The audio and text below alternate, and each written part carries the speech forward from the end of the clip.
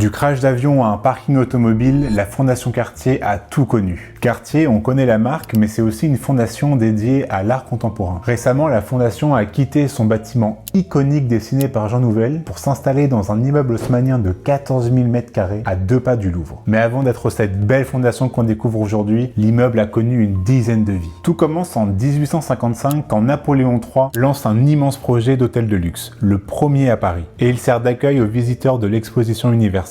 4 architectes dessinent un bâtiment U de 1200 pièces avec 3 cours centrales couvertes par une verrière. On l'appelle la cité dans la cité. Mais très vite, le rez-de-chaussée change. Tableaux de maître, sculptures et surtout boutique de luxe. En 10 ans à peine, le Grand Hôtel du Louvre devient le grand magasin du Louvre. Et en sous-sol, une vraie ville cachée. 2 km de rails, un bureau de poste, 2 casernes de pompiers et même un parking accessible par un gigantesque ascenseur. La légende dit qu'il resterait encore 2-3 véhicules cachés là-dessous. Mais pendant la Seconde Guerre mondiale, un avion anglais vient s'écraser en plein centre du bâtiment. Seules les façades restent debout. Les magasins seront construits, mais malheureusement le lieu perd un peu de son aura. Et il fermera pour ensuite accueillir les antiquaires du Louvre. En 2019, un nouveau chapitre commence, les travaux de la nouvelle Fondation Cartier. J'ai quand même envie de parler de l'architecture du nouveau bâtiment. Une partie 2, ça vous intéresse ?